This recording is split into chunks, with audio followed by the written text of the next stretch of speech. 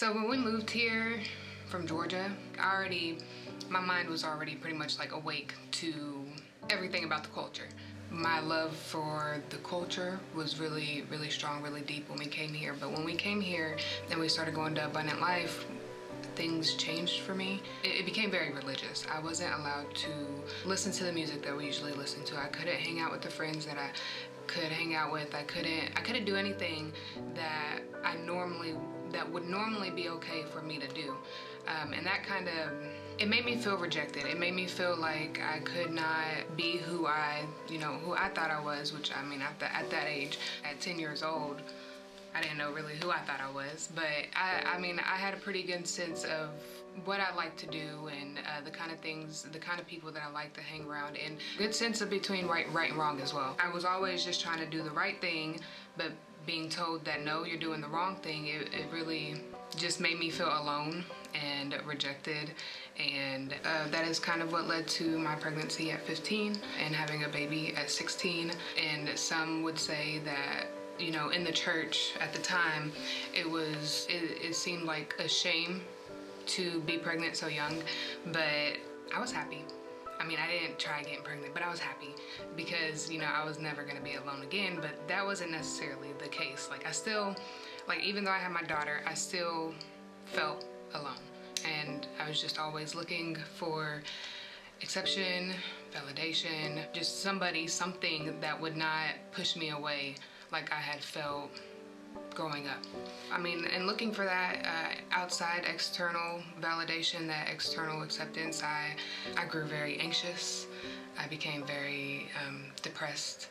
I became emotional, crazy emotional, like my emotions were out of control. I think anxious and depressed, and it made me walk away from everything that I was taught. Like, I grew up in church. I was taught church things. I guess it was just a difference in home life and versus church. Like, just the impact of the religious ways. You know, I walked away, and, you know, I always felt like I was wrong anyways. You know, I always tried my best to do right, to do right by other people, to do right by God. Like, I was the person that was the church girl. I was the goody girl. Like, everybody was surprised when I got pregnant because I was the one always trying to be good and not doing that crazy stuff with everybody else. And when I felt like I couldn't be who I was, because everybody's different, we're all different. God created us all different. We all have our own personalities. At the end of the day, the goal is to be like Jesus, but it doesn't start out like that. So when I felt like, you know, I couldn't do right anyways, it's like, you know, why am I coming to church? Why am I doing this stuff, you know? And at one point I was like, that's not the God that I want to serve. You know, if that's my God, then that's not my God, because I didn't want to reject people in the way that I felt like I've been rejected. And so that pushed me away, and it made me walk away. And eventually, I mean, ultimately, I ended up walking away from God. I ended up walking away from Jesus. You know, I never prayed. I definitely didn't come to church. And I isolated myself from everybody that I grew up with.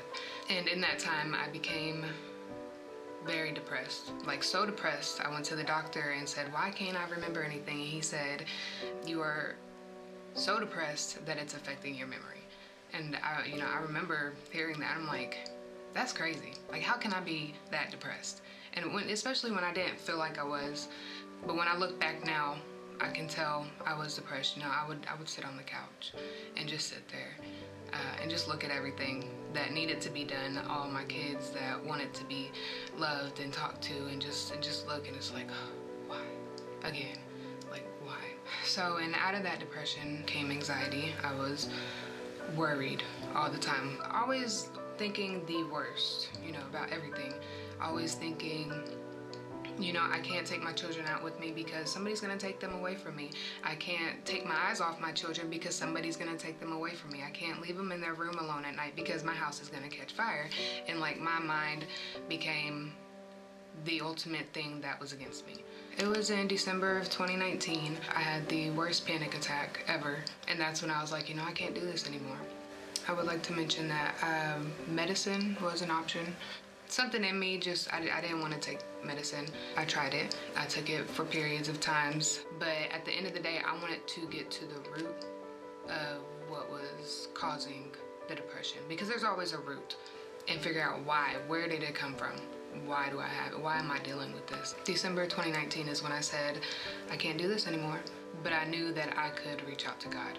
I knew God was there. I knew I believed in Jesus. I still believe in Jesus. So I gave my life. I was like, God, you have to take the wheel. Because what I was trying to do was stay in control of my own life. I was trying to keep the control. I was trying to control everything, not only everything, but everybody. And I realized I can't do that, because it's not my place. I'm not God. I gave it up to God. And, I started with prayer, communication with God, asking him, lead me in the right direction and show me what you want me to see about myself. Because we're not born like that. We're not born with the spirit of fear. We're not born with depression or anxiety. They're all tools used by the enemy to get us off track and get us out of God's will for our lives. And when I realized that, I wasn't born with this. And at one time in my life, I felt happy. Even before we came here, we went to church. We just lived differently. But now, looking back, I can see how God has had his hand over my life the whole time. Even when I was with religion doctrine being pushed down my throat, can't do this, and shoved into my life, he was still protecting me. His hand was still just over my life. And it wasn't until I came to the end of what I thought was my life, where I had to, take care of everything. I had to control everything. The bitterness and all of that, that was the root. And once I was able to ask God to cleanse me of that, to help me see other people in the way that he sees them, because we see people in the way that maybe they have treated us, or what we have seen of them, but we don't see them in the way that he sees them. Or once I was able to realize that, I was able to ask him, cleanse me, any bitterness, anything that I have against anybody, help me to forgive them and see them in the way that you see them.